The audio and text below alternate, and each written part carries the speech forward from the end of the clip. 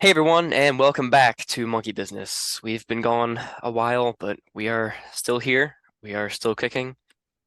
We're still monkeying around. I'm joined with my co-host Warren today. Still monkeying around. All right, and no Will, but it's just me and Warren today. We're going to be discussing the Scream franchise, all six of these movies. We watched them all, and we got stuff to talk about. So, starting, we're just going to go through in chronological order. Then we'll give our rankings at the end. Well, before we start, we should give a spoiler warning because, Yes. especially for this franchise, spoilers matter a lot more than most. Matter a lot. Yes, thank you for that. So, yeah, if you guys want to watch the Scream movies and enjoy them to the fullest extent, then you probably want to watch them before listening to this. And we will be spoiling every and all of them, Everything. Yep. and they all kind of tie into each other. So if you say, well, I haven't seen this one, I don't plan on it, but I do want to see this one, we're gonna spoil it just By association. by association is the word I was looking for. Yep. There's your warning. All right. But glad to have you if you're here. Let's jump into the first one, Scream. Carter, before we start, I've just got one question for All you. right. What's your favorite scary movie? Well, might find out. He makes himself laugh, guy. All right, let's do the And first we one. love it. All right. To the So, 90s we go. yep. We do have a podcast about Scream 1 from Shameless plug. 1996. Yeah. So if you'd like to hear our full extended thoughts and a pretty good discussion about horror movies, you can jump over there. But Warren, you got any thoughts? All right, Anything you want to so share in particular? I do want to preface, I kind of have a few small things that I found funny about each of the movies. Well, let me preface this with, you know how basically, if you go on, as the old people say, the interwebs, you can find, different random plot holes or unanswered questions or whatever about pretty much any movie you want. I just picked out a few that I thought were kind of funny for each movie. So as we go through each movie, I'll give you a couple that I found the most entertaining. Now, granted, most of them are like most of the stuff you'll find are like editing continuity errors, or like someone's holding something in their left hand and the next shot it's in the right hand. And I don't care about that stuff. Yeah, That's no, just, no one should care yeah, about that. that's more, well, I don't want to spoil it, but we'll get to it when we get to it. That'll be fun. Okay. As far as the first movie itself, I don't have a whole lot to say we didn't say in the other pod, but Yeah. I do think it's just kind of weird going back and seeing like the slice of life from mid 90s. The first one was 96. hmm So that was before either of us were in this world. So Yep. it's more of like a history experience for us than anything else. Little time capsule. Yeah, that's a good way to describe it. It was important for what it started, if that makes sense. Like a trailblazer, kind of. I don't know if Yeah, that's a it's good way to describe it. I don't know if it would okay. quite be Decent way to, a yeah, trailblazer, but yeah. because it's not too much of a. It's not a trailblazer when it comes to the slasher genre, but when it comes to the like self-reflective horror movie Or like, subgenre, I don't want to say making fun of itself, but kind of making fun of itself. And obviously the super meta element has tongue been in the cheek. staple the whole time. Yeah, Yeah, being serious but not. not taking itself seriously as well. Yeah, if that makes any sense. I think that's a good description. And very, I was about to say allegorical, but that's not the right word at all. It makes a ton of references to other media or other projects in similar genres. That's what I was going for. As do they all. What were some of your takeaways from the first movie? Just Um, think you nailed it. I would just add, it's grown on me ever since I first saw it. I've only seen it once still, but I think it's going and seeing the other films subsequent to this mhm. one. This one almost feels like weirdly nostalgic. Like Okay. it's kind of got like it's a campy 90s movie, but also feels really heartfelt, especially compared to some of the others, which you might get to. But How so? good little contained maybe I don't know.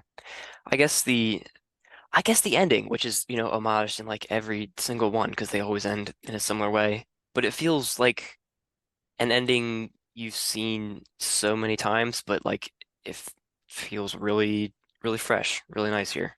Really unexpected, coming after what just happened in the third act of the film.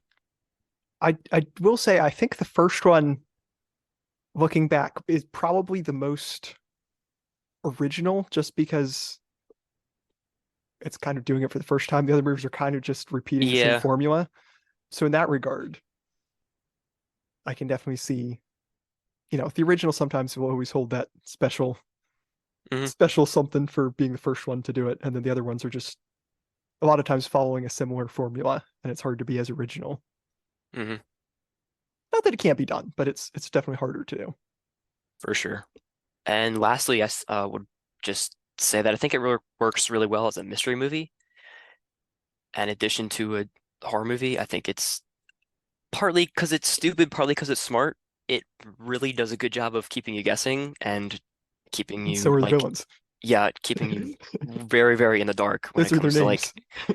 who is who, like a really good twist, a really surprising twist that I had absolutely no clue. I'm amazed I hadn't had it spoiled for me.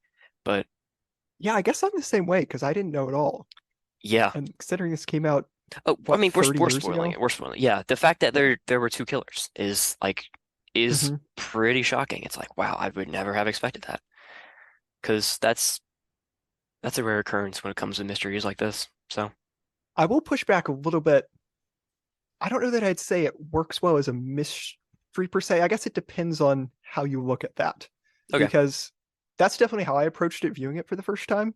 hmm But I feel like, at least with well made mysteries, there are enough clues that if you're really paying attention, there's stuff you can pick up on that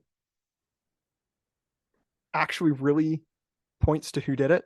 Whereas I feel like with most of the Scream movies, there are so many people that could actually have done it, and it's just like the writers decided at the very last second who to. I don't know if you agree with that, I but think that is a perfect description, especially what you said about like there being enough clues and then that like it could be actually having anyone. setup and actually, leaving a trail and allowing the viewer to be able to, decipher things on their own instead of just throwing around red herrings constantly and then That's like all. deciding at the last That's minute who you want to that's be the killer. that's pretty Which, much acts one and two of every Scream movie. yeah, it really is. It really is. Now I believe we did talk about this uh, on the pod, but one of the things that I found got some discussion online was how either Stu or Billy was strong enough to get Kenny on top of the van, the camera guy. Yeah, He it was was not a small guy. not at all. And it had to have, And they didn't have much time either. And I believe it could only have been one of them, right? yeah, it could only been one of them because one of them it was either Somebody was still in the house, Billy I think. upstairs or it was Stu on the I, couch, I can't right? remember who was where, but yeah, I don't I think either, one of them couldn't but be one of there. them was in a different Yeah. place. So no, Randy was on the couch. I don't know. Who knows? Uh, But is that your little snippet of information for the oh, first that one? was one of them. You want another one? Sure, go for it. Uh, Supposedly Billy and Stu, like, they should have had all types of injuries from their various fights, and like when they showed up at school the next day, they didn't have any injuries. But my biggest issue, which we've already talked about, but Billy and Stu stab each other before taking care of the people they were, Uh-huh. or framing the fake crime scene, or taking care of the people they were targeting. Yeah, that was, we already talked about that, but that was hmm probably the that was my biggest qualm. Fair. It's kind of like the adrenaline rush, they're trying to like work out their master plan. They're like, "Oh, we forgot to stab each other. We forgot to stab each other." See, maybe it's a metaphor for the Scream writing room. They're like, oh no, we forgot to. Hey, that's a good analysis. That's so it is allegorical. Maybe it is. Maybe it is. hmm All right, shall we move on to the second one? Sure. All right, so Do you want to do ratings or no? oh yeah, I guess yeah. Okay, what did Okay. you give the Are first you? one? I'm still at an 8. Are you still Okay, at yours? yeah, I'm still at a six. Although A it's 6. I thought you gave it a pretty sure I 6 gave for it a Scream 1. six. Although it's more of like a I thought you were lower. it's more of like a high five, probably in like 5.8, 5.9 range, but you Okay. can round up to a six. Cool. Yeah. So moving on to the second one, if I'm being completely honest, I may or may not have had to make a refresher chart for all the six movies to remember who was in which one. And Mm-hmm. the second and third ones, I've kind of they didn't really stick with me, and I don't remember who many of the characters are by now because they're just I don't know, they kind of feel like the same movie. Did you get that vibe from two and three? Okay. Like they run together because they were made really close together. Like it was. The second was 97, third was 2000. Oh, really? Okay. So the first and second were closer. Yeah, first, yeah. I thought it was the other way around. Um. I No. Honestly, I don't really feel that way. I think Okay. this one, if anything, runs together with the first more. Weirdly enough. What has more similar, it has a lot of characters between the first. It has more, what's the word I'm looking for? It has more characters in both the first and second than the second and third. Yeah. More. Not crossover. Because like Randy's in the second one, and who else is in two but not three? I Um. can't think of anyone but Randy now. Hold up. Let me check. Who's in two? Not. I. I think it's just Randy, Sydney, Gale, and Dewey. I mean, I don't think anyone else. Because they go to college. Yeah, there And are a I lot of don't new think characters at the many college. people, there are a ton of new characters at the college, yeah. Okay. So maybe it is just Randy who's in the second but not the third. Might be. One thing that carries over, spoilers, the twist is that it's Billy's mom that is the killer this time. Well, So and that's, poor Mickey. yep, and Mickey, uh, who gets killed himself by Billy's mom. Quite what do you funny. think? What do you think of the twist of it being Mrs. Loomis? I think it was weird when she first pulled off the mask, but then she Hmm. started giving her monologue, and I was like, you know what? That kind I of think it makes sense. worked. I think it Yeah, worked really well. Yeah, I which did is like that surprising. she was in the movie as like the annoyed reporter who's. I was like, oh, she's just an annoying character there to Uh-huh. show how Gail Weathers is Yep. just getting annoyed at people. But I thought that was well done. Uh-huh. Yeah, you think it's just a foil for Gale Weathers, but it's, much, much more than that, which is I think it was a great twist. It is, again, an example of something that isn't like it's not possible to guess that this was the villain, you know? Yeah, There were you like don't know this there's character no lead up exists. to Yeah, this, Mickey was somewhat the obvious, one. but Yeah, like if you're looking for the second, you're not going to find it first time around on this. It's so comically out of left field. But that's why I was like, what? It's Billy's mom, but again, she monologues and it works, and I like it. I think this movie is almost as good as the first one, in all honesty. It just builds really well on the first by exploring how the few characters that do return from the first are traumatized by the events of the first one.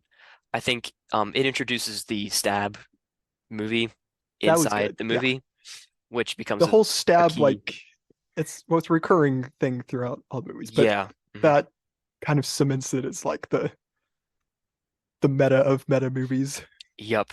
It it it works really well, I think. This especially in the third.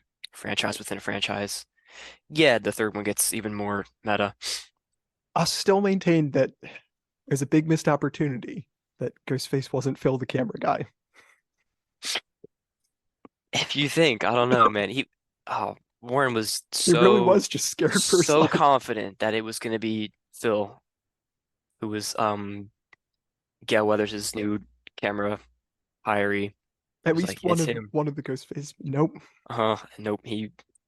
Because he was like, he pretty much dips at every chance he gets, just leaves whenever there's trouble. Or goes and buys donuts. Yeah, but he really just wants to get out of there. He really just wants to Yep. live. I think he was the best character.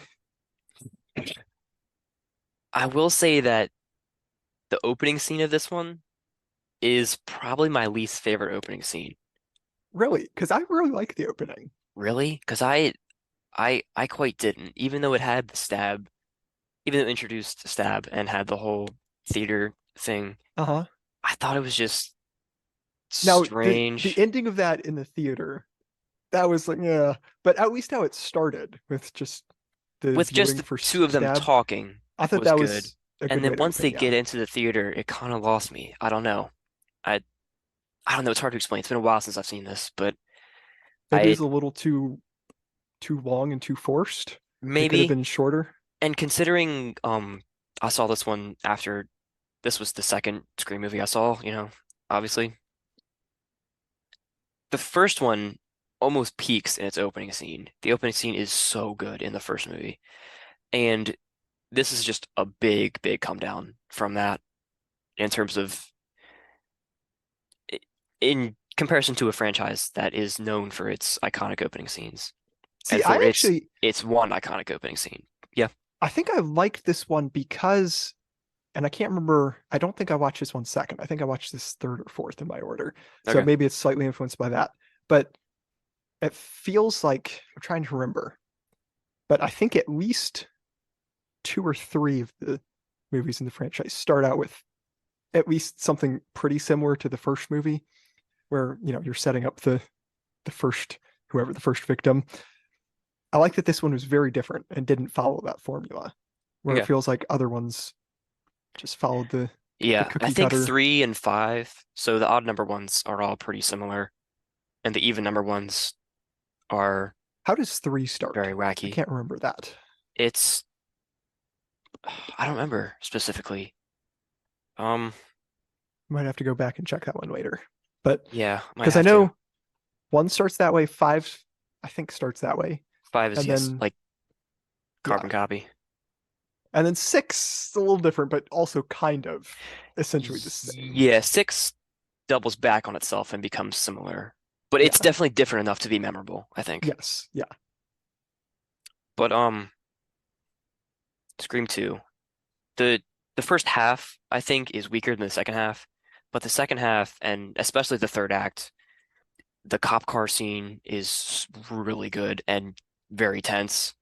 Um, and the climax on the stage is like it's I don't know if it would it's definitely scarier than the first. I don't know how scary it I can really call it, but I think it's overall this one's a lot more tense than the first. A I little think less I'd funny, I a think lot I'd more agree that intense. it's tense, and I'd agree that the second half is better than the first. Hmm. But I didn't really like the cop car scene or the ending scene on the stage. I think my main reason for the cop car one was because killer's unconscious for a good 3 or 4 minutes, and they're climbing over him, and they don't take off the mask to check who it is. They don't try to, like, time up. They should have handcuffs right there. They don't try to do anything. They just try to run away and let him.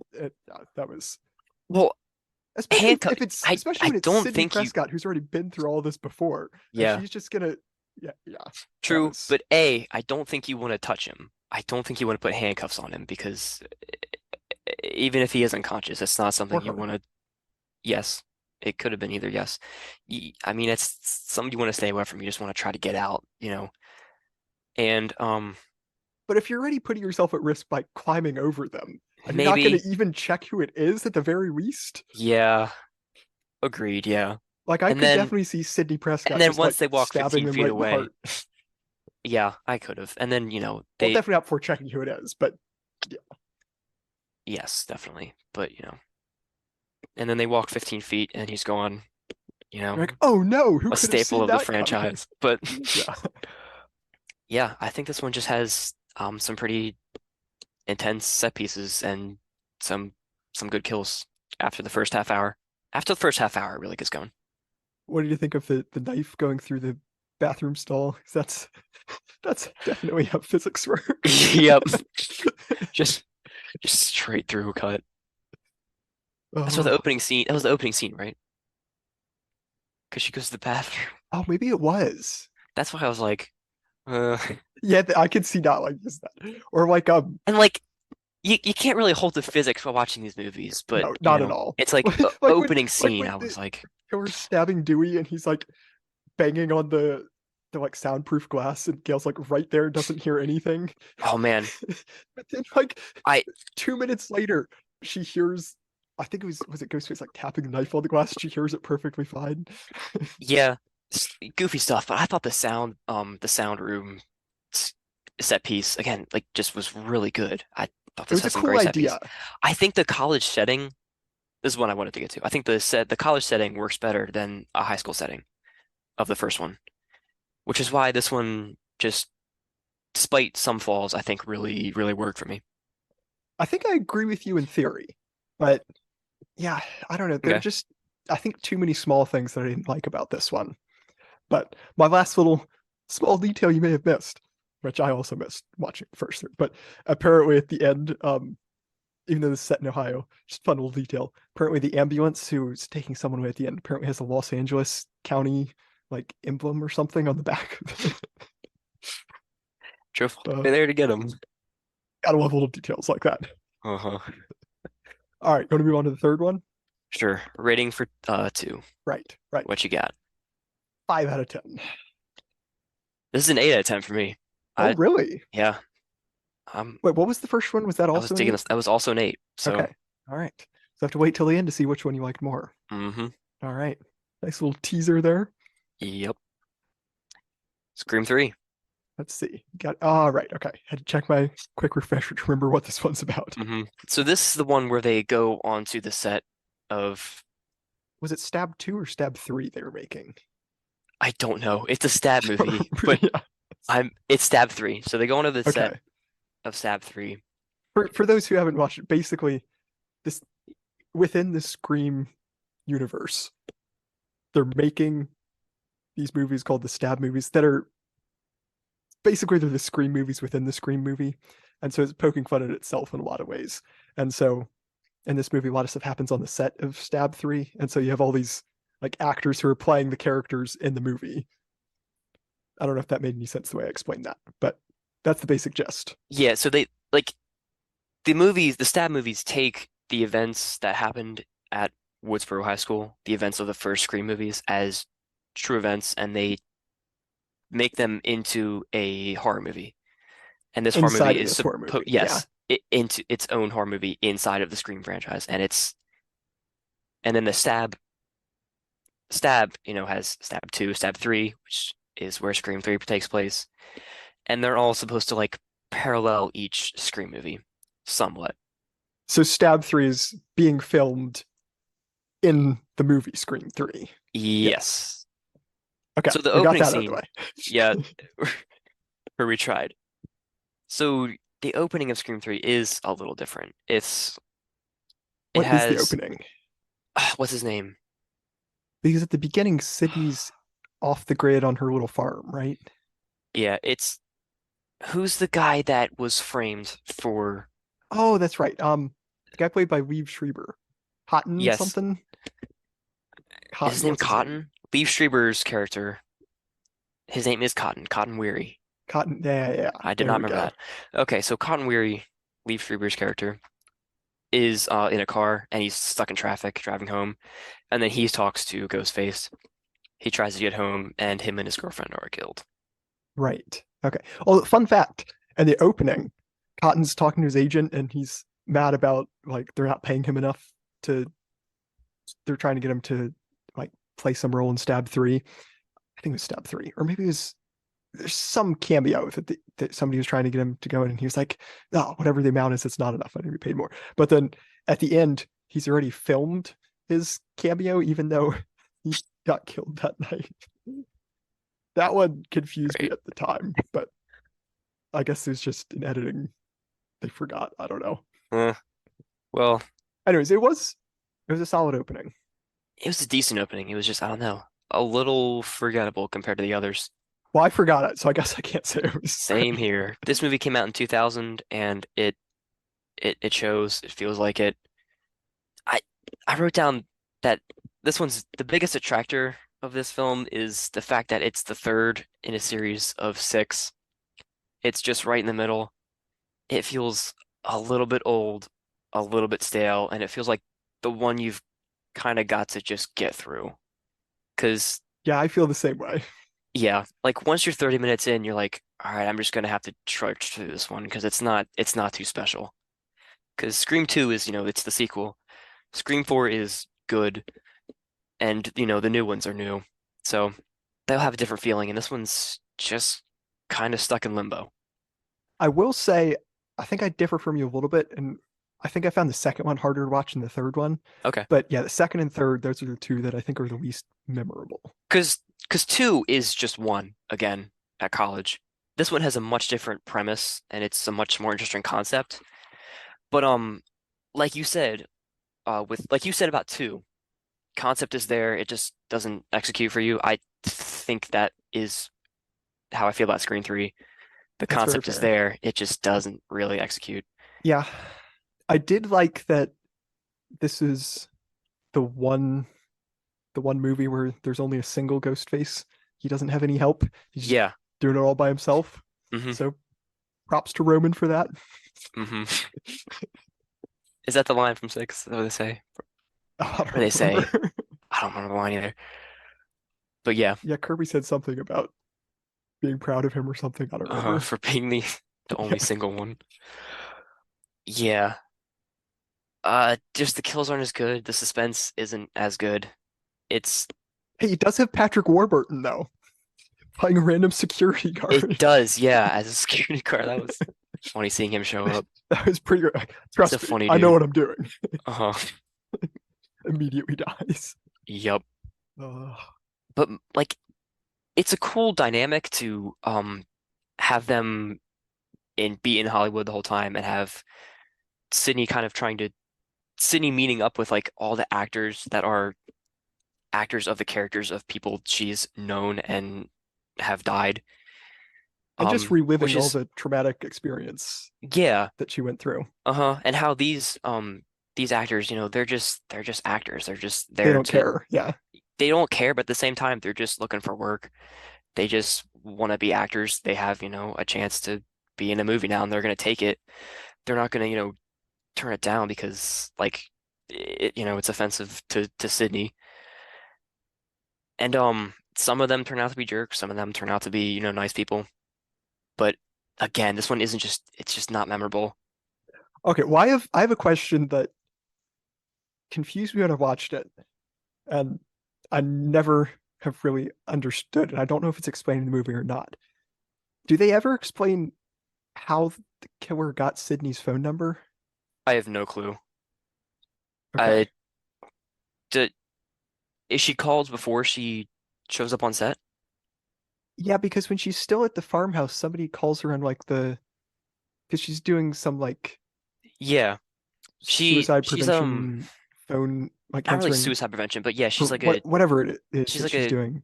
a hotline, a guidance Yeah, counselor, which is like a really cool concept. Again, it I thought is. that was like a really good character progression, but it's only mentioned like twice, unfortunately.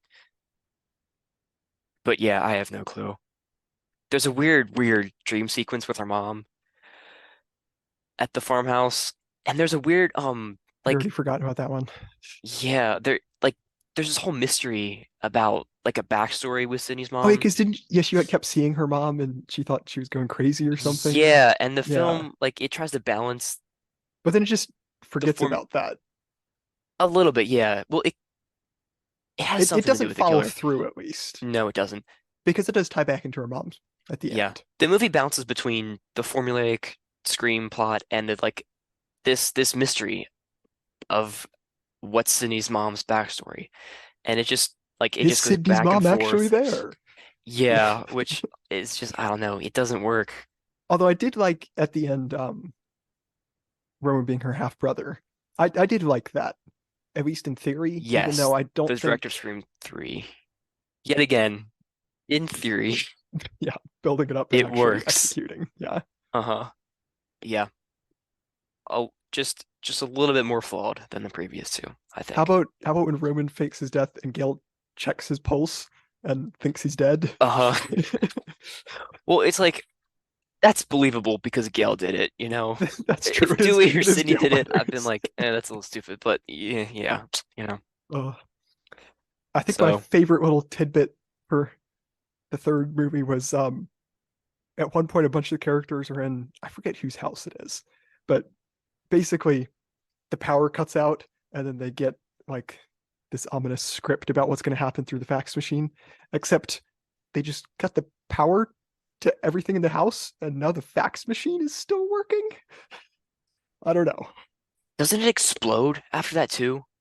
Something explode. Well, no, there's like, Because they all run out of the house and then yeah, it it's because there's explodes. a It's like, gas leak what? and Yeah, then there was a this gas. person Okay, yeah, lights a he calls it match. gas leak. Yeah. And like one of them's like, no, don't run outside. That's what he wants you to do. And then the house And explodes. the one guy who stays inside is the guy. Yeah. Yeah. There just isn't a lot of momentum to this one. Doesn't flow as well. One moment I really liked was the videotape, the VHS tape they watch of Randy. I thought that was quite cool, quite funny. Oh, you have Where like, he yeah. like he filmed it He's before like, he if I died in died, Scream 2. He's this like, is, if I yeah. die, I want you guys to watch this That was pretty because this is great. what's gonna happen in the third one. That was a Uh, that was a good little moment. gotta love And Randy. yeah, and the final shot, it feels like everything in this movie. It feels simultaneously really good and not fully earned because it's not fully fleshed out. Because she leaves the door open because she's not afraid anymore. And it's like maybe I I get it, I like it, but it After the just third time, yeah, I don't know. It just doesn't fully sit right. It's a concept, but it doesn't come full circle, I don't think. I think that's probably a good explanation of a lot of things with this Scream franchise. Yeah. Uh, all right, for the third one, I've got a another solid 5 out of 10. Okay. Good little pattern. I'm a little bit more positive. I'm at a 6. Okay, So just on the good side of good for me. I'm just on the wrong side of good. Yep. All right, what do you think about the fourth one? I think it rules. I agree. The fourth one was quite the bounce back. Yeah. Yeah, so after 11 years, Wes Craven returned and made his final Scream movie. And So did he do one, two, and four, or did he not do he two? did no, he did one, two, three, and four. Oh, okay. He did all four of them. Okay, He did all four of them. Yep. So yeah, I think this one has the best performances, no question. I easily. think all around they're like all around there isn't really a single weak link in the cast. It's also there are a bunch of famous names or people who became more famous in like the decade plus since then. Okay. I'm not sure how famous some of the people were at the time, but looking back, like there's some huge names who played like super minor characters. That's pretty crazy. hmm The opening scene helped bump those numbers up, I think. Because you have Everyone like, from the girls in the opening like yeah, to the you have like Lucy Hale, Anna Paquin, Kristen Bell, Allison yeah, Brie, Anthony Anderson, Nico uh-huh. Tortor, like all And they're playing all really minor yep, characters. and they're Yeah, all just they do a really good job at selling their roles. Hayden Panettiere are and Emma Roberts are the standouts for me. They were both just subtly incredible, honestly, as high schoolers from the next generation at Woodsboro. now I'm curious, do you remember seeing anything about this when it came out? Because I don't think I'd even heard of the Scream franchise until years after this. I might have, but I was 11, so like Same. I doubt I remember. I might have seen like uh, I doubt I did, honestly. I even see a trailer or anything for this because it was rated R. Probably wasn't put on any DVDs that I checked out. Yep. Yeah. But Well, I asked that because it like if I hadn't seen the year it came out, I would have guessed like 2005 or something because really, like 2011 seems very recent. it does seem like an older movie. Like it Yeah. seems like Craven's It seems older than it is. not modernizing it as much as you could have at It feels like in it could the still year be set 2011. early 2000s. Yeah. Then again, 2011 was a really weird year if you look at other movies that came out. Like it's a strange little transition year, I think. Thor came out that year. That feels like a 2005 movie. Yeah, that does. Um, you've got Rise of the Planet of the Apes is a big one. That Your movie. could pass as a 2005 movie, even though it's awesome. It could pass as a 2005 movie, like for sure. What else? Fast Five came out. Source Code, Will, if you're listening, Source Code, there's your movie. That's a one of your favorite movies. 2011. Hugo, even Scorsese, like Hugo could have been a 2005 movie. So like that's a bit of a rabbit trail, but like 2011 was a weird year. Just saying, all things considered. That's fair. It does feel weird that this came out after Inception. I guess Inception feels more recent, and this feels older. Yeah, I don't know. I mean, yeah, I'd agree in I guess terms of part of just that's feeling, also just not watching this until this year. maybe partly. But yeah, back to characters. I think Gale and Dewey have a very interesting relationship in this one. They're both in it plenty, even though not as much as the first three, just because there's like so many characters in this. It's just a lot bigger. Great new But characters in this one. yes, Yeah. yeah, definitely. They're great. But their screen time honestly feels fine. It still works because of how it all spins into the story. And Gail being like somewhat of a celebrity now, and how her desire to be a reporter is kind of rejuvenated in her after the events of the film. But it hasn't forgotten her character growth from the first three, and it what she does is much more honest and helpful, and it feels consistent with her character that she's built off her experiences and she's learned She's wearing some, but she's definitely still the same, a bit, a bit. But I think this is my looking out favorite. for herself first. I will say, um, as will probably more apparent as we talk about the next two, I'm not the biggest Sidney Prescott, Gail Weathers, or Dewey fan. Hmm. So in general, the less of them, the better. Concerned. But Fair. I think this was one of the best in terms of their screen time actually making sense Uh-huh. and not having too much of them. Yeah, yeah, I don't know if I want to say like not having too much of them was better, but like I think they were all You used know just you want to say no, no, no, I'm definitely not saying it. that. But I think they were used like just enough. I wouldn't have minded if they were used more, but I don't think them being used the way they were hurt the story. I wasn't like, oh man, I wish I saw them more. Just because, again, because of the other newer characters help fill in the gaps. But this is probably my favorite iteration of Gale in all six of them. I just Okay. think her character works well here. I think she's much more active as a character, and she doesn't just show up after things happen and then run away in the third act. It works. I think this was probably to me, the most surprising twist in the third act. How did you feel about the third act twist compared to some of the other ones? It's hard to say most surprising, but of the five sequels, five sequels, easily the most surprising. The first one is it's just that good because it's the two people you never would have guessed. I mean, you never would have guessed that there were two people, but this one, Mm-hmm. yeah, this one was very surprising, especially like because they tie one of the killers to the chair and he's like, screaming out the window, and then he gets up and like it's just Well, such he's an also intense scene stabbed, when right? he's outside, he's bleeding, he's Or tied to the I don't remember if chair he was actually to kind stabbed, of but it at yeah. least looked like he was stabbed. Yeah. Yeah, I don't know I think he'd been stabbed, but to kind of mimic the first one, they tie him to a chair outside a glass window, and then someone's considering whether or not to go out and help him, does, and then you're looking in the bushes, and the camera keeps cutting to the bushes because we'll just jump behind there.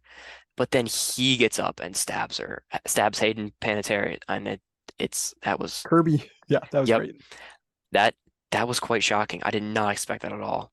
I also, even though, I mean, you could definitely make the case, as probably for almost all of these, that like the character motivations are a bit iffy at times for some of the Mhm. antagonists. But I did think this was at least the most interesting villain motivation for Jill, It because I was, definitely did not yeah, see that coming. yeah. Jill as Sydney's niece, right? Yes.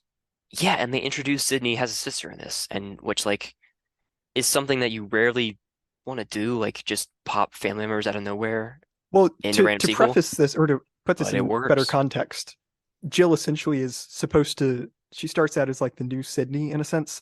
Like she's the one who's getting targeted by Ghostface, and you're Hmm. following her for most of the story. And to have it revealed ultimately she is the one doing all this. It was a nice twist.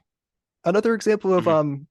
false framing that we are talking about for missing. It's a good way to start a story. Yep. Yeah, this one's just good. But yeah, it's so yeah, back to the Jill Sydney thing. It kind of is a bit of a take on reboots, which again for 2011 is quite impressive considering it had the wave of reboots had not even started to form at this point. But this one, like, it just does really well because it feels ahead of its time, I think, in a way that we discuss whether or not the first Scream, felt ahead of its time or not, because like maybe Mm-hmm. if we had saw it at the theater when it came out in '96, Yeah, we would have felt that way. But now we don't really feel that way. We think it's at least I do. I think it's got some good meta commentary. It it doesn't have understands the the slasher same. genre well. Doesn't have the It same doesn't have the same punch. magic. Yeah, No. This one like this one really feels ahead of the curve. It feels like it just gets the genre. It gets the reboots. It gets the unnecessary sequel machine that is running rampant today, and it's all explained in the final twist. And I think, yeah, it's hard to top the first twist, but I think the house set piece is in four might be the peak of this franchise. maybe the biggest thing is that it actually executed well on what it was trying to do, and I think a lot of that can be attributed to just how stacked the cast is, Hmm. and that really just helps so much, and it gives you so much more room for error when you have a cast who's just nailing their performances across the board. That was fantastic. Hmm. Although I will say, the two people, Charlie and Jill, maybe not the most physically reasonable people to be doing all these Yeah, yeah, like throwing people around and I'd agree there. jumping Uh-huh. off roofs and whatever they're doing. Yep, Like again. But if you come to this one I even expecting a lot of, yeah, you can't really expect that from this you can't, franchise. yeah. This was the one with the roof scene, right? Was it? Or was it five? Am I getting it mixed up? Which roof scene? Sydney has to go out on the roof. Yeah, she goes out on the roof with Jill, and it's that man, just like they all blend together, really. But like I don't even remember this the one, roof scene. this one, like this one is the most suspenseful. I think it made me feel the most tense. I was the most invested in it for sure. And like all the cast is good, but just I, I know you've had complaints, but I think the obvious star here, man, is Nev Campbell. She gives a career performance in this one. Just returning to Sydney returning to her hometown and reliving the past in this weird soft reboot of the original one. It allows it to express a more personal story because of the trauma, I think that because of the trauma and all that factors into that. It's something that feels more believable than two and three, and it feels much more tragic than two and three. It has some commentary about survivors and like surviving a tragedy, how they feel, even like, years and years after events have happened. I think it's done the best here than any other movie in the franchise. Switching gears a little bit, Hmm. there are some theories online. Apparently, for who was it? Um, when Olivia's killed by Ghostface, there's a theory. Apparently, both Charlie and Jill were both already busy with other people, and so might just be like an oversight on the writing or editing process, or it could be this whole time there's been a third person. They won't show up until Scream 23 in the year 2077. Okay, well, we'll let you all out there decide how viable that is. No, Scream 4 was quite impressive. Yeah, I had very low expectations after watching 2 and 3, uh-huh. and I really liked the It's fourth installment. it's a good one. And again, it just feels ahead of the curve. And as of now, it's gonna sit in a weird spot like between two trilogies, I think, because It's in its own era. Yeah. it is because it's so far moved from I mean, it's basically three movies in the 90s, then this in yes, 2011, and then yep. everything You else get in your 90s 2020s. movies, you get your new ones, and this one's just in the middle, kind of splitting them up. Yeah, So but it's a good if one. yeah, what are the names? Yeah, if Gillette and Bettinelli open make four, then it might feel clumped in, but because it's so far moved, yeah, from the first three, it's gonna feel like its own beast, I think. Do you think that helped at all with maybe even the whole process, just it being so far apart from the third one in terms Possibly, of yeah, just gave him time to observe the culture more and less observe franchise the fatigue? reaction to the first trilogy more, and just sit back and I mean, that is just really weird especially for, I mean, I was looking at some of the like estimated budgets and what some of these movies made, especially for like how much of a profit some of these are making. It's so weird to have like three movies within a span of a few years, and then like a decade gap, and then your fourth movie, then another decade gap, and then another one. yeah, It's not a. not a common occurrence, but yeah, I think this one has yeah the best set pieces, the best kills. It's just the biggest and the baddest, and it keeps and continually reminds you that. All right, Actually made me nervous. you moved to ratings. Sure, what you got for this one? All right, this one I gave a 7 out of 10, and Mm. I guess I'll just, I should have said this earlier, but all the movies in the franchise are between a 5 and a 7 for me. So this is Oh on the wow. higher end. Okay, very cool. I have this at a nine all the way up, Okay. so I was a big fan of this one. I was also, as far as this franchise goes, I was a really big fan of this one.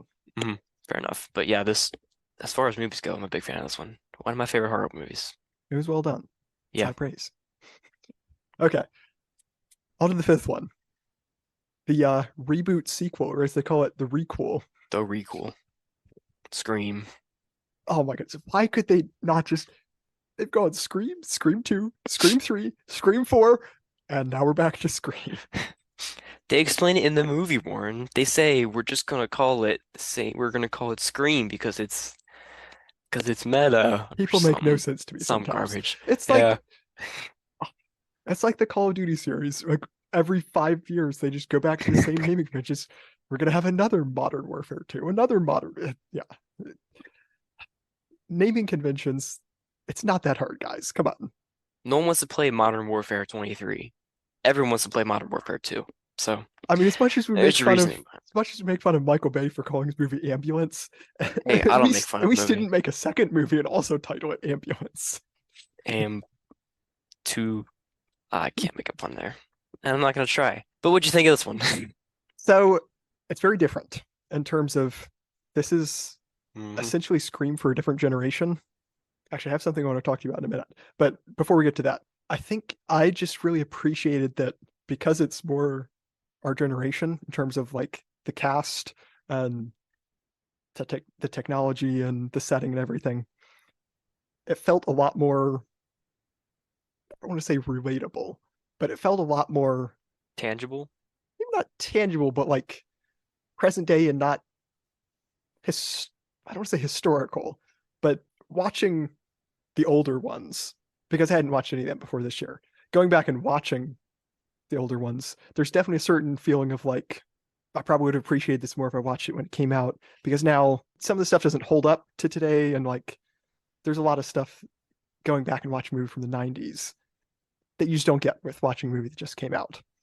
On top of that, I was already a fan of some people in the cast before I watched this. And so, yeah, just from the start, this one had a leg up on the competition. Where do you stand in all of that? Are you So in my against movies notes, that come out in 2020? uh-huh, I'm I'm mixed. I know The it's not by the your guy Wes Craven, but Nah, it's the first one from Bettinelli, Oldipin, and Gillette. I don't know how to pronounce this.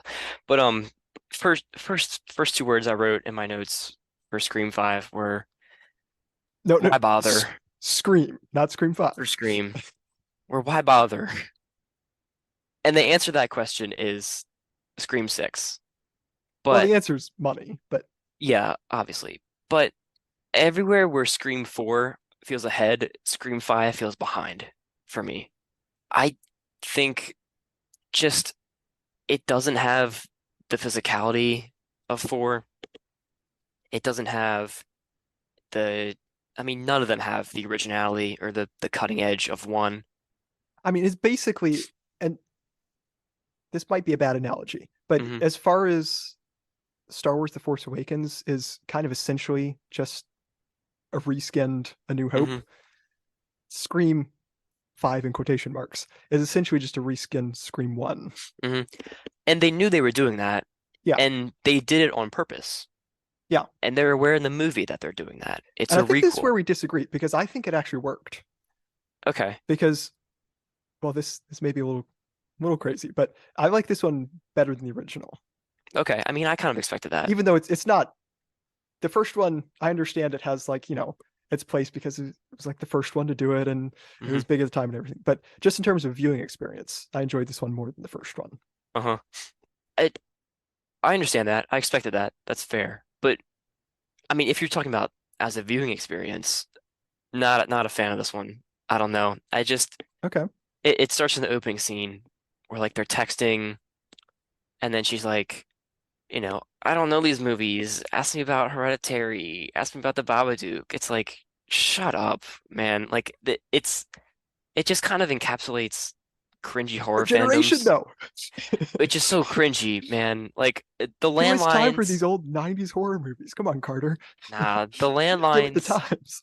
and the knives and the boots and the goofy outfits make Scream. That's like no one wants automatic locking doors in this. Like I'm not just like I disagree there. I I I think I think it actually, okay, tries and I think it that brings us like to. mhm, I'll bring this up now. go for it. How do you think the evolution of technology, I guess mostly between 3 and 4 and 4 to 5 and 6, Hmm. impacted? I guess it might be two parts, but the series itself and then kind of like the viewing experience or the takeaways from it. I think Craven directed it like an older movie, and even though there is plenty of updates with cell phones and stuff, I think he still nails it. I think he still gets it, and he's able to create a lot of tension with things and make it still feel fully make the technology feel fully believable, not the movie itself. But the interactions with, just how the world is in 2000 versus how the world is in 2011, it feels normal. It feels believable. Carter's an old soul. As much as he is dissecting and commentating on like things that haven't even happened yet in terms of the film industry, like he directs it like it's an old movie. He just brings it back to basics and he makes a solid classic feeling horror movie. Um, I don't think Scream 4 is prophecy or anything, but I Oh think boy. the reason it works, and I think the reason 5 doesn't, is that what it comments on, like, has yet to take full effect. What 4 comments on has yet to take full effect How so? at the time of it coming out.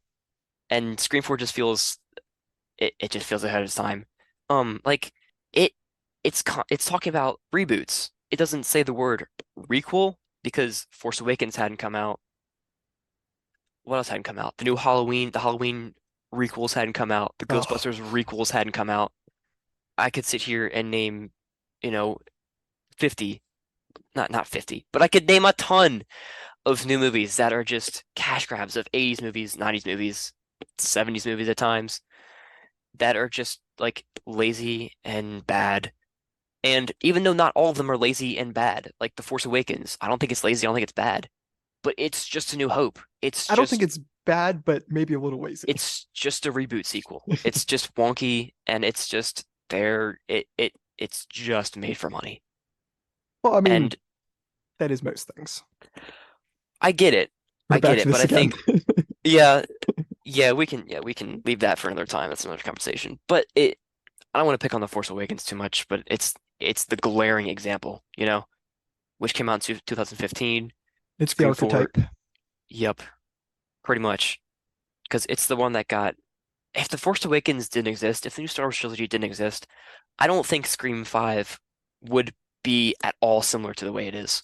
It because Scream 5 feels terminally online to me. It's just got the Twitter influence, it's I got think the it's why it Reddit works though. influence. No, because it's trying to sound smart. It's trying to comment on things. It's trying to understand film culture nowadays. It just comes across as a feature-length movie version of a YouTube film essay to me. See, well, obviously we're going to disagree a lot about this one, but I think maybe where we differ the most about this one is, Hmm. to me, the biggest problem with five was having the legacy characters A in it at all, but B how much screen time they had. And so I don't, yeah, Sydney Gale Dewey and Sheriff, what's her name, who's also in this. Judy Hicks, Yeah. returning from four, who's great in four and decent in this, but it was cool to see her back. Was it though? I liked her character. I like her Oh, character. I could not stand any of the four of them in this movie.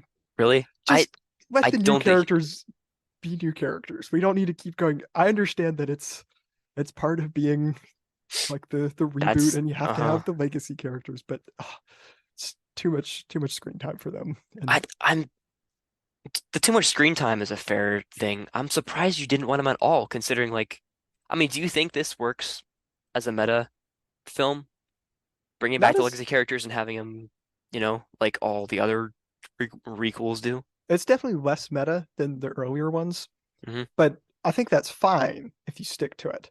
It's just they tried to drag legacy characters into it way too much, and it just kept dragging everyone down and giving less room for the new characters to actually develop and show who they are themselves.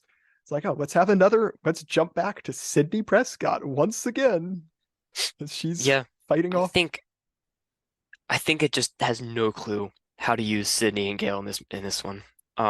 They just I would agree with that. they had to be there because they're legacy characters. They had to show them in the trailer to get people to come to the theater. I think Dewey is pretty great in this movie. Your guy His Dewey, first scene is awesome. Grisly Fate. I love that he's like it's the love interest in the first one, and then at the end, they're like, Dewey was right. Dewey got it, you idiot. It was the love interest. That was that. I mean, that's probably my favorite element of the movie that he just gets it in his like second line in the film.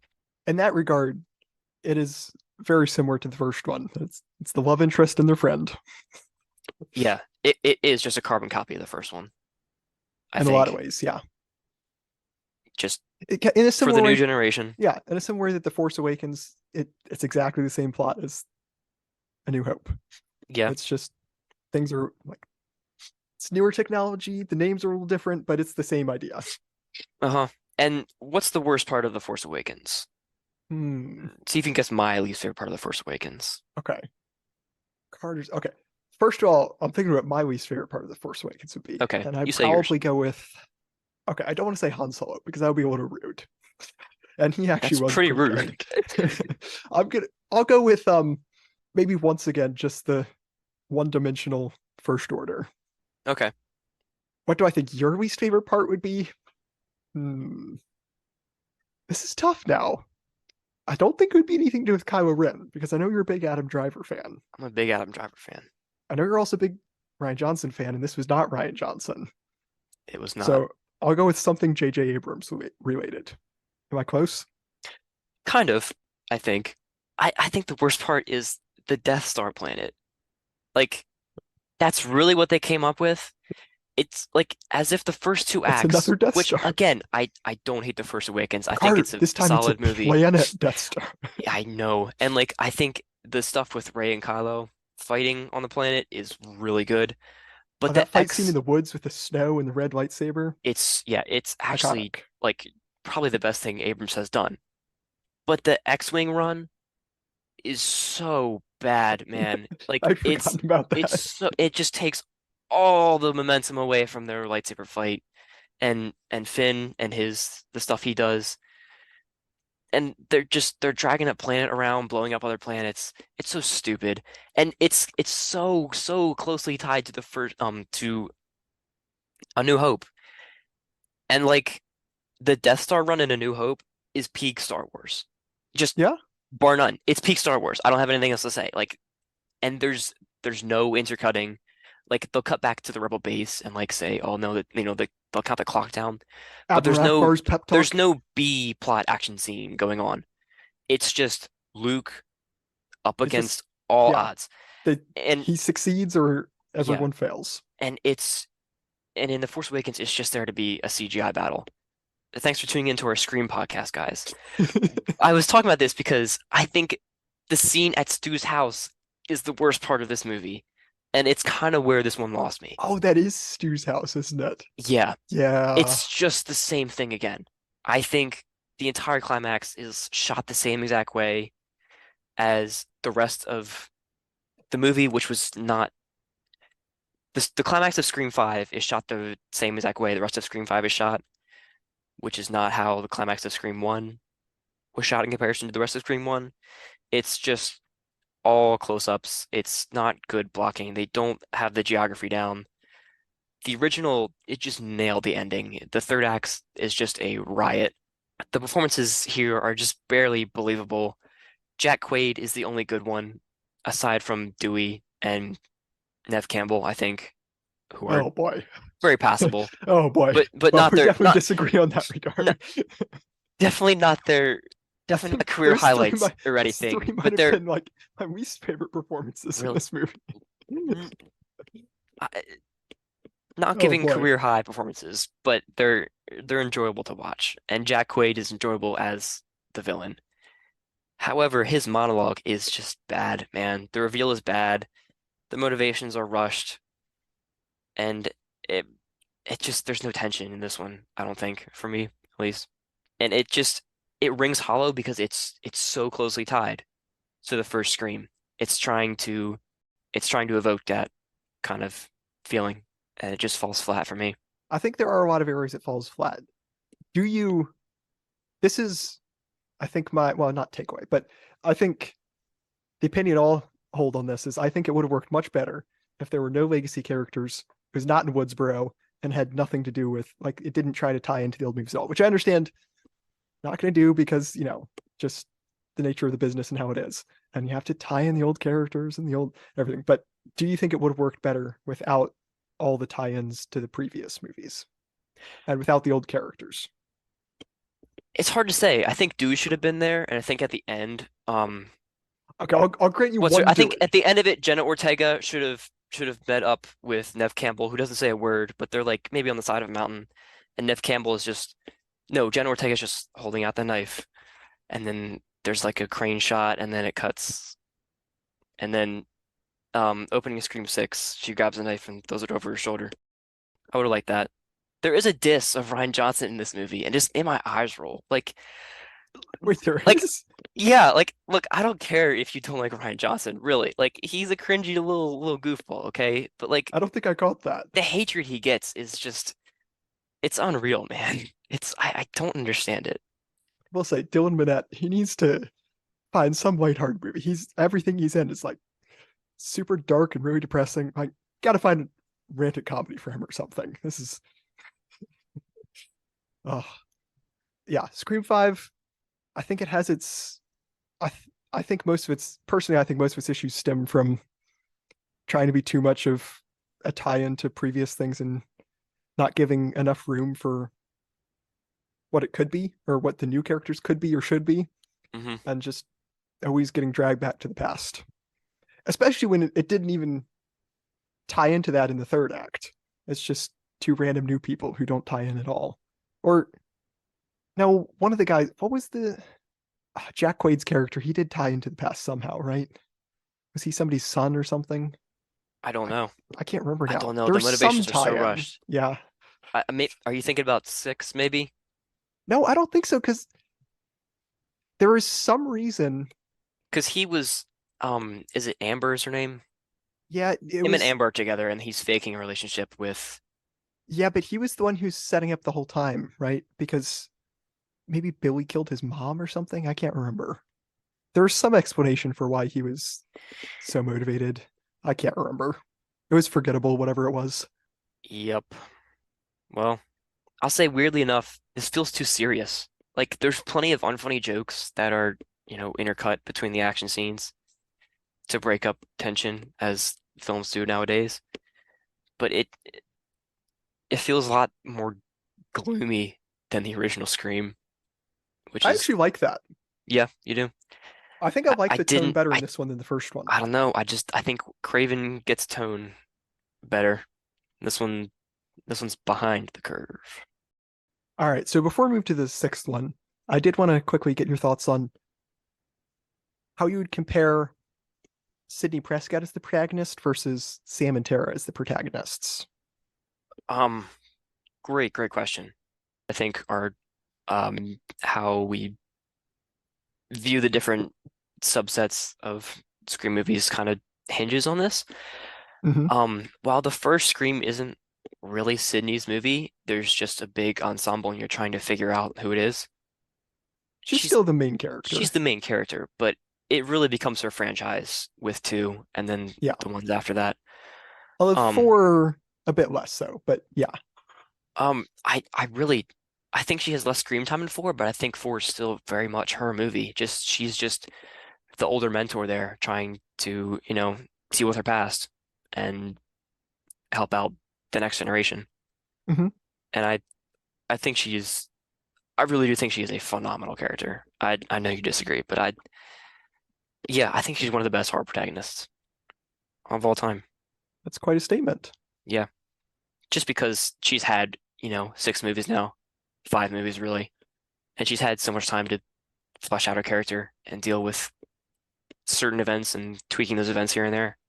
That is a good point. Most characters don't get that much screen time. Yeah. Um, So that helps a I lot. will say, I'm definitely a little biased because I was already a fan of Jenna Ortega and Melissa Barrera before coming in the Scream franchise. Hmm. But to go back to Sidney Prescott for a second, I don't think she's a bad character necessarily, but and maybe part of it's just the '90s influence on how the character starts. But it's just I don't know. Her character just seems. I want to say this in a way that's not too rude, but it's just at times feels one dimensional. At times feels a little inconsistent. For example, is it? I forget which movie it is. Is it the third one? No, it's the second one, I think, where at the end, like the person looks like they're dead, and she's like, "I'm not taking any chances," and like fires three more shots. And then the very next movie, the killer's right there in the cop car, and she climbs out, doesn't even uncover his face, and basically lets her friend die because she hadn't learned her lesson. I guess I don't know. At times, the character feels wiffle waffling over lessons they should have learned, but I think the biggest thing is just that I. The word that's popping in my brain is the character just feels stale. Okay. It kind of feels like it's just a character there to be there, and it doesn't feel like there's much life in the character, if that makes sense. Okay. But I get where you're coming from. I do think some of the stuff they did well with the character in the second and third movies, with like how they're trying to deal with past trauma and how that's impacted the character. I just there are too many scenes where it just felt like the character wasn't lived in. Fair enough. And do you want to go into the new ones or do you want me to go for it? Yeah. How about the new generation? What do you think of them? Okay, well, part of it, I think Neve Campbell is a great actress, and unfortunately, I think is it Melissa or Marissa? I think Melissa Barrera is quite bad in Scream 5. I think she does not give a good performance at all. Unfortunately, I just very unbelievable, very overdramatic, tries to be sad, tries to be scared, and it just never comes across as something I buy. I don't know. It just all feels very artificial to me. I think the sister dynamic and having like the two of them as the protagonists for the story going forward was a great decision. I think that's a really interesting dynamic and something that gets better and hopefully will continue to get better. But Barrera is in this a lot more than Ortega, and um she doesn't Maybe sell it not the for best me decision, but at all. Yeah. I agree that But a like lot she's the of older sister. I get character-wise, I get the decision, and five it but I hinges I on her think more. Ortega is a Yeah. much better actress than Barrera. I don't think I agree with what you said, but I do agree that much of that's much better in six. I just think the writing in six is better than five as well. I don't For think sure. five is written very well. And Nope. I mean, the characters, again, this goes back to so much screen time for the legacy characters that the new characters basically there just to be attacked, scream, run away, and like Yeah, action turn, somebody gets stabbed, and then oh, they're running away again. And yeah. there's never really time for the characters to actually do anything except It's it's a requel through and through. It's weirdly just a setup movie. And it's like it goes back to my question, like why bother with this one? not to get ahead of ourselves too much, but Hmm. in the sixth movie, less legacy characters. I liked it better. I think it did a lot of stuff better. Hmm. So I think that might be really what was holding this one back. Okay. Well, let's wrap this one up. Let's get into it. All right, what would you rate Scream five in quotation marks? So probably fairly obvious this is my least favorite one. But I I think figured. if four didn't exist, I'd be much more forgiving of this. But again, I think four just runs this one over in terms of its meta commentary. This one's a 5 out of 10 for me. Okay, I'm actually surprisingly close to you. I agree Okay. that four is a good bit better than this one. Hmm. Um, this one 6 out of 10 for me. Cool. It was right at the border of worth watching. Which border? Cool. That's a little up in the air.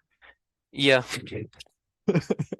I think, I mean, I don't think this is merely a cash grab. I don't think it's something that, should never have been made or anything. I think it's just a plain old bad movie. And that's okay sometimes. I You think know, once again, some I good don't, concepts, but too many too many bad decisions yeah. and bad execution weighing it down. Hmm. Don't hate it. I just don't like it. I would say I don't hate it. I wouldn't even say that I don't like it. I just don't like it. All right. You want to move on to All the right. Let's move on to sixth six. and most recent installment? Yep. Oh wait, I forgot to give you my I don't think I did fun facts about four. Did I? No, I did. Okay. For five,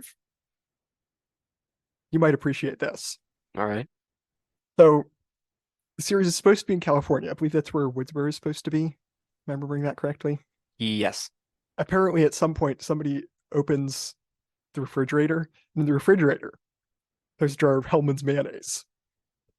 You may not be aware that the Hellman's brand is only used east of the Rockies, and west of that, it goes by a different name. It goes under the Best Foods trademark. So somebody didn't do their homework there. Yet It's another called Best reason. Foods.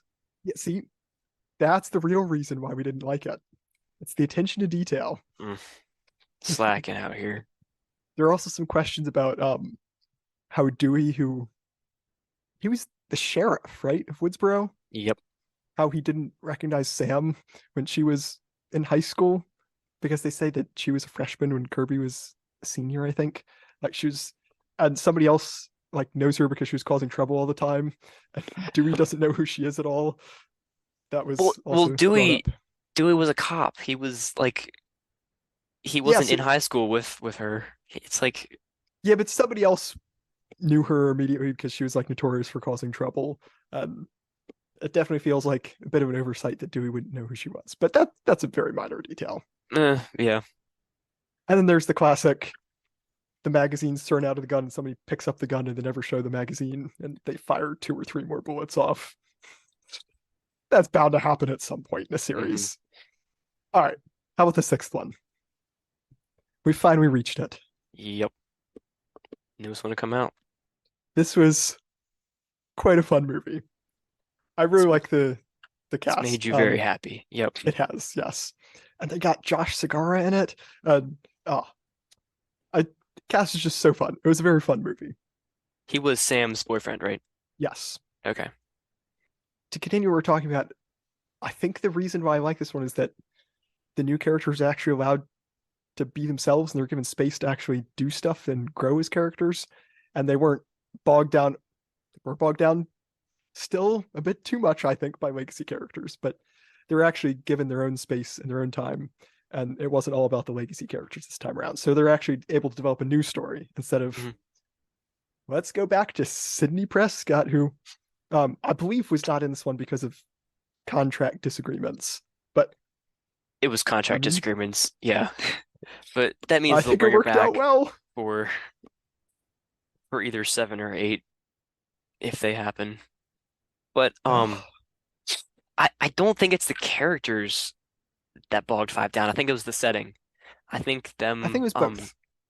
fair. I think it's personally I think it's more so the setting that they get out of Woodsboro in the same exact high school in the same exact house and they're able to, yeah, like you said, make more decisions, grow their characters more, be And a little freer. I think it was really cool being in New York City as compared to some random town that nobody's heard of. Yeah, in And like Ohio. being on the subway, like that Subway scene was great. if you've ever been on a subway, like I don't think Horrifying. those actors had to act very much for that scene. But yeah, like right off the bat, like we have, set pieces to talk about because the set pieces in this Yeah. are just such an improvement over Well, also five. just starting with Act One, even though it wasn't really a ghost face reveal, but starting Act One with a ghost face reveal already, this feels like a new story, switching things up. I like it. I like the start. You mean like the opening scene Yeah, with where yeah, Tony Raviolo takes his mask off? yeah, Yeah, that was yeah, that was a great start. very subversive. A great start. Yeah. I was excited to see Samara Weaving in this. And then She died she answers immediately. the phone. Yeah, she answers the phone in the first scene. I'm like, dang it, I thought she was gonna be in the movie. Yeah. But yeah, a really good, a really cool opening scene because you have the two of them, and then you find out it's, then they themselves get thrown in a fridge and move forward with the new mystery. What did you think of Gail Weathers in this movie? Weird, I think. I don't know why she needed to be there. I think the scene in her apartment is really good and really well done. It felt like the first time where she was actually doing something important. Maybe that was Did it? I thought you four. probably I think disagree with that. four. Yeah, I think four. What She did did she do in plenty. four? She went to the one party and recorded stuff and then had to get that information to others. And then Dewey had to come and watch her on the camera. I'm not explaining it well, but Yeah, she but was, didn't that as I not do said, she was anything a and much she more almost active died? protagonist in that one. She was more active, yes. But I felt like this was the one where she actually like I don't know. I feel like this was the first one where she actually spoke with Ghostface. And I don't know. I guess her fight scene It just was, felt yeah, like which she was was actually interesting. it felt like she was actually putting up a solid fight as opposed to it felt like the other ones she was kind of just there to be bait on the fishing hook, so to speak. Yeah, but she was always less of a character in trouble than she was, the reporter The witness at the and scene. the yeah. Yeah. So I don't mind her character. I didn't mind her as much in this one, but I still think she should not have been in this movie. All right. uh, No love for the originals. none whatsoever. There's a little bit, but not much. Cool, cool. This one, just on a technical level, I think it's much better made than five. It's a lot more tense. The blocking and the space they use is much better. Just kicking in doors and just shots and like, Climbing on a ladder across the yeah, yeah, apartment to apartment. the latter very intense. Felt like the stunts were better, yeah, Yeah, and the action sequences. yep, much better. I will say I was disappointed. I think one of my favorite parts of the movie when they went in the gas station and Ghostface charges in and he ends up like stealing the owner's shotgun Hmm. and was somebody's like, what, you can't fire a gun, that's not how it works, like you can have a gun, you only have a knife. And essentially the character says like forget the movies in slightly less friendly terms. And I was like, That oh was I'm pretty sure yes. that was the opening scene, right? Where he says, I don't think "Forget the movies." it was somewhere And then early on, slashes him. but I was like, oh yes, finally villain who's a little different, switching things up, and Hmm. then immediately goes back to the rest of the movie, following all the rules and completely ignoring that. And yeah, that was a bit of disappointment. I felt like they could have explored that a lot more. Just have someone who's more Maybe. sporadic and doesn't follow rules. I think it would really add to the tension and just the fear of the unknown. Yeah, I I get that, but I think Would it feel too much like not being a Scream movie? I don't know. I think it'd be hard to do. I think these two guys that directed are getting better. I think maybe down the line they could tackle something like that, but I'm glad they didn't do it in this one or in five especially because I think they need to develop their talent more. I think Even they if need it's to just, well, presumably, I'm assuming that was Detective Bailey at the time. Who said that? Seems had to have likely. been. Yeah. Yeah. Um, Even if it's just him and the other people followed the rules, I think that would have been cool. Yeah. That would have been a cool Yeah, dichotomy. because before we get to that, yeah, that would have worked, but you have to kind of stay within bounds with a Scream movie Ah. because not that no, I'm not that I'm saying this is a good thing, but i- if it becomes just a serial killer movie, it's really No, not the not same. that. I'm not saying going that far. Although that Yeah, could be interesting. That would be much further down the line than what I'm it could saying. be interesting, but I'm saying you have to be really good to do that. I don't even know if Craven could have pulled that off, It would in be a my opinion. change, It'd be a change. but I think the series needs a change. It definitely, So, yes. And this one worked, but if like Scream 7 better not take place on a movie set, that's all I'm saying. Um, Stab 7. uh-huh. Uh, But yeah, if one of them was a little different, and if the other two were similar, I think that would have worked that would have been a cool contrast, because yeah. yeah, first one, See, Carter, why don't they just hire us? That's what I don't understand. I don't know, man. They really should. We got the ideas. We know what we're I doing. was I think the gas station scene that was pretty cool. Just aisle to aisle with shotgun blasting through the shelves. That felt like a very revamped like you get this it felt like the same tension and fear of I can't think of the scene I'm thinking of, but when you're being, chased by a guy with a knife, felt Hmm. like the same tension, but like a new generation, newer technology, but the same concept, Hmm. and you're evoking the same emotions, but just adapting it to today's world. I really I like the like way it. they did Yeah, that scene. I agree. Just well done. Just camera on the floor or low angle looking up, crawling across the glass, trying to get between the aisles. And Very Jurassic Park-esque. they used the classic Plague Tale strategy of this works in all Throw the an video object. games. You throw an object, Yep. they always go after it. Works 100% of the time. Never Uh-huh. fails. Uh-huh. See, like that's what I'm saying. Like if you have someone that's like so sporadic and so different, like it kind of breaks the immersion of a blockbuster movie like that. And then he's just a serial killer. You want him to be a villain more so, because it makes these movies more palpable, especially with the high body count. But what'd you think about the reveal? The three killers. So I know I talked to you about this before, but it was much less of a surprise than it probably should have been because, like I was telling you, back in I don't know, some point either late last year or early this year, and I don't even know how this popped up in my feed because this is before I'd seen any of the Scream movies.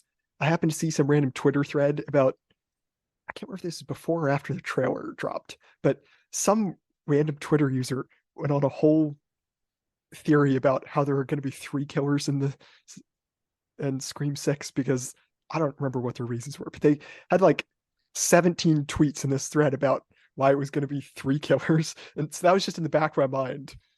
And I mean, I didn't even think about it until like halfway through the movie. And I Uh-huh. was like, somehow it popped back up in my head. I'm like, you know what? I bet there are going to be three. I don't know who it is, but I bet there are going to be three. But yeah, I think it wasn't like the most original twist per se. And some of the stuff it's definitely stretching the believability aspect like most this franchise does. But I think it worked. I think it worked great. I think this one just has the iconic imagery stuff down much more. I Like, definitely like the the father more than the two kids in yeah, terms of their uh-huh. villain story. I Hmm. think part of that's just because we never really see The siblings, Ethan and Quinn, yes, Quinn and Ethan and Quinn, who yeah, were what's Jack Quaid's character's name? Right, he was their brother. They're Yeah, his, yeah, he was their brother and from Scream Detective Bailey 5, was and he was their killed. dad. And Yeah. Detective Bailey, who is no longer a detective apparently, was their dad. So Yes. Yeah, I think that just goes to Detective Bailey we see so much more of, and you can really understand where he's coming from more. yeah, And the kids, it's just well, they're sprung out of left field, and there's no time to I build that up at all. I think having just one solid villain that is very well built up and very well characterized, That and is the then Scream having motto the others or tag their on MO. works well, just That's what they because with they have, Billy, with Mrs. Loomis, and yeah, well, not Mrs. Loomis. Well, kind of with not, Mrs. Loomis. As far as like she's the one yeah, with a motivation that makes more sense. yeah, and they're just kind of his kids tagging along, but Yeah. because like Quinn is killed, not killed, but Quinn's death is faked. Like, her Uh, brother kills her early on in the movie, and like I, nobody like you're telling me nobody and the New York Police Department could even do a simple Instagram search and check that this doesn't look anything like the person who supposedly died. eh, Uh, I thought it worked. I don't know. I think it worked as far as the Scream series goes, Hmm. but yeah, there were some. I think one of the funniest things I saw was so you know how Detective Bailey supposedly bought that, what was it, like the stage, whatever that property was that's like the safe house they go to. Yeah, they're like the old theater thing, and I then with saw all the somebody collectible. who's like, it, and I quote, NYPD detective only makes about 130K annually, about what a dentist makes a year. The theater alone would have cost millions of dollars given the size of the property and being located in Manhattan. That's not including the money required to presumably bribe the police officers into handing over the evidence from past killings. Well, Uh, eh. the Yeah, internet and it did remains say he bought undefeated. it. It did, didn't he? The movie made it very clear that it was purchased Yeah. and not some hideaway. But I don't know. I I mean, as think far as believability goes, that's it's not a one of the most huge. believable things that happens in this franchise. Are you Yeah, kidding me? it really is. But like I think this one does a much better job in dealing with like commenting on the past than five does. Putting all the past killers' masks in the room, all the old artifacts that have to deal with all the murders, and like going through the murders and like kind of acting out all the movies and all the previous attacks. Which I mean, And quick this was, quick tangent. yeah, I do find it kind of weird. Another thing I saw was the police, like the reason why they figure out this pattern of like the masks are from the past code and stuff because they find like DNA evidence. But conveniently, they didn't find any DNA evidence. The people who were wearing them and their hair and saliva would be all over these masks and yeah. costumes. That's Scream Well, for you. But I do agree with you that, well, I agree and disagree with you. I think it's a little unnecessary, but I do think just the visual of how many was it? I forget how many costumes there were up on the stage, but just the visual of that looked really cool. yeah. I think this The one just Was it it gets five ghost costumes or was it seven? I can't remember. should be nine, Maybe it was right? nine. I don't remember No, no, set. because there were. It should be nine It should be nine. because it Yeah, was two two two two one two one two. 2-2. Yep. Yeah, Yeah. I think it just gets the iconography better. It's a cool little set. we were talking about earlier with like tying into your legacy franchise and everything. I think six did that much better than five. Hmm.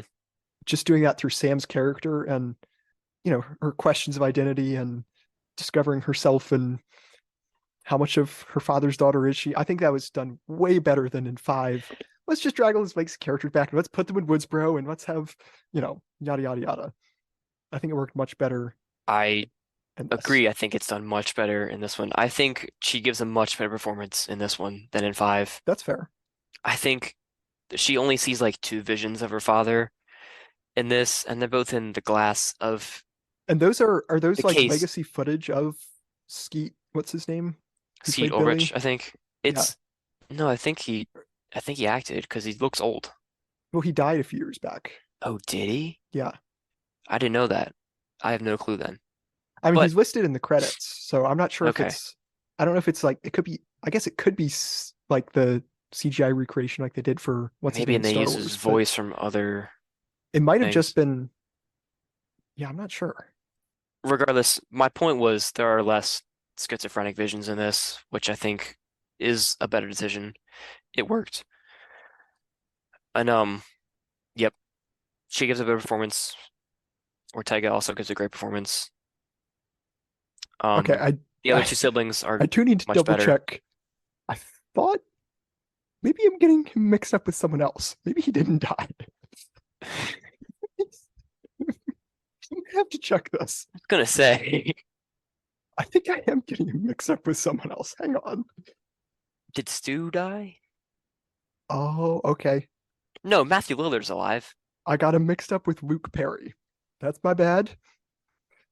He apparently Skeet, what's his name, is still alive. My Okay, bad. so scratch That's that. my He's bad. alive and he acts in this movie. Yes, he They're not does. using CGI Yes, he does. recreations.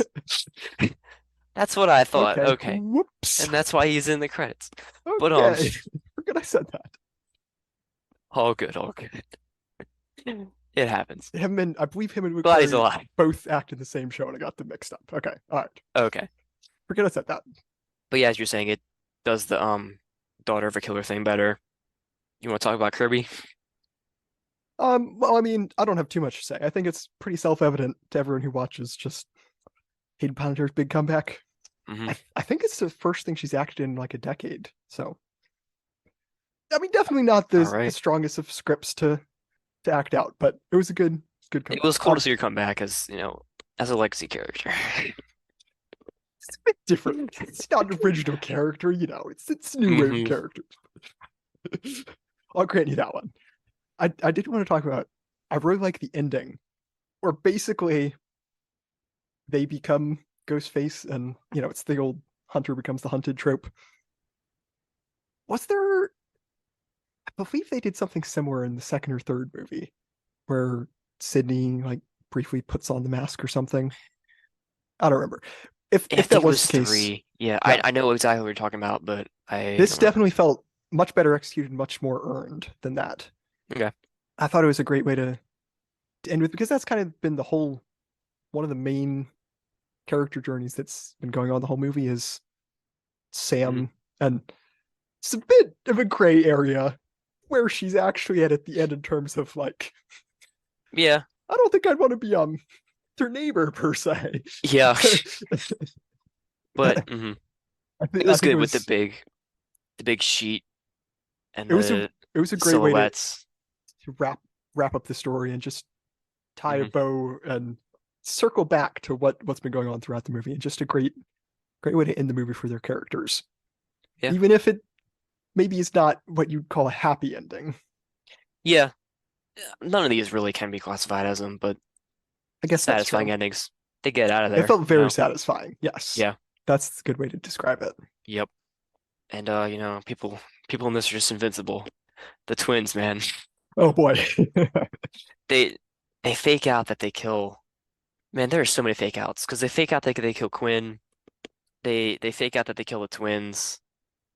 Mindy is stabbed on the subway, and Chad is stabbed by in a great scene that where I really thought he was dead, right in front of Tara, where the two they just hack him in the chest over and over again, then turn around and do the knife clean thing. Pretty cool. But they live. I will say, perhaps one of the stranger scratch your head things about this movie was Kirby's like, well, she's not actually with the FBI, or she was, and she went past her jurisdiction or something like that. But basically, supposedly the backstory is like ever since the fourth movie, she's been obsessed with Ghostface sightings and killings and everything. And the fact that she wouldn't know who what's his name, Jack Quaid's character from the fifth movie, she wouldn't know who his family was, and she's interacting with all three of them and doesn't know who any of them are the whole time. Yeah, That might have been a slight oversight, yeah. but that's another minor The thing. detective might have been able to get by, but I if think you ask the him the last names of least. I mean, just he's the the last names of the siblings, like that should ring a bell. well, no, because they But go by different names. They have fake identities. Oh, do they? Well, I mean, they probably all have fake identities, but Yeah. at least even if the kids maybe they look different a few years later, but like the dad, you're telling me you're that into all of these killings, you're not going to recognize the father of one of the killers. Yeah. I mean, anyways, Yep. that's a rabbit trail. hmm Ethan goes by a different name, played Well, by none of them go by the Jack same last Champion, name. who also Our guy Spider, plays Spider. and as I learned, does not play the kid from Shazam. Nope, just plays Spider. Uh, but yeah, six was a very fun movie. It was. You want to move on to ratings? Sure. All right. What would you give Scream 6? I would give this a high 7. A lot of fun, flawed as they all are, but a big step forward, and looking forward to what they can do in the future. This might be the first one that I agree with everything you just said, and I also have the same rating, 7 out of 10. Well, would you look at that? You move on to our ranking in order. Sure. I mean, it's probably, Fairly you obvious, could probably guess by now, but but do you want to go first? You want me to go first? I don't care.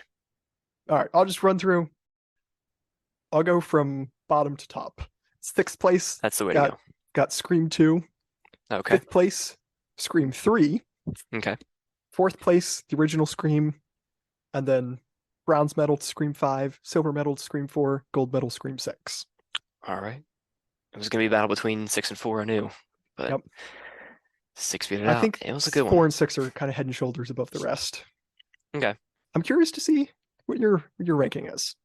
Um, so the only one I really dislike and would really never watch again, It's it's 5. kind of one you have to watch in order to get to 6. But in sixth place, I have 5, and every all the other ones are very good.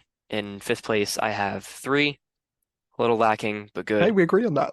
hmm Fourth place, I have Scream 6, very good, but the others are just they inch it out for me, man. And this was hard, and I thought about it and thought about it, but third place would be Scream 2. Second place would be Scream 1. Barely beats 2 out for the number 2 spot. And in number 1, in first place, Scream 4. I Uh feel like it's rare that far and away. you like a sequel better than original. I think That's there are hard to plenty do. of cases. I feel like it's not that common that It's not easy to do, but I mean, in terms of like pulpy franchises like this, yeah, it's hard to beat the original. But it's because it's a horror movie. It's because horror movies, they make it and then they're just trying to get money and money after that. They don't really return with a lot of fresh ideas. But I think 4 and 2 are really very fresh ideas. all right. Well, I think we definitely agree about Scream 3 and Scream 4. We just yeah, I think it really Yeah, does just go back to and 6. yeah. Yeah. I think we're just does it does just go back to which characters we like more and Yep. maybe I part mean, of it man, goes to characters make or break a movie. we usually do. All right. Anything else we want to shout out before we wrap this up? Um, More podcasts are coming, hopefully. Maybe Avatar Soon 2. trademark. Yeah. Hopefully we actually do an Avatar 2 podcast. It's not our fault. There's a power outage. Yep. We were trying. Yep. It'll be there eventually. We've been We hope. trying. It will be there eventually. Maybe planes, trains, and automobiles. I would like to, if you and Will would like to. Possible That'd be future fun. episode. Yep.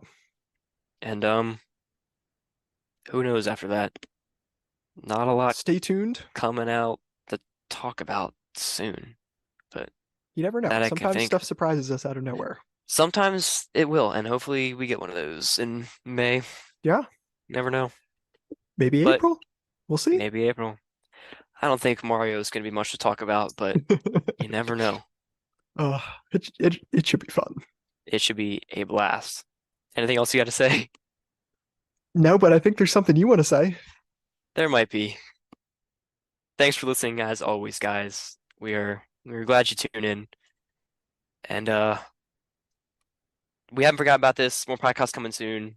As always, we are the monkeys, and talking about movies is our business. And we'll catch you next time. And we'll keep monkeying around. Yes, we will.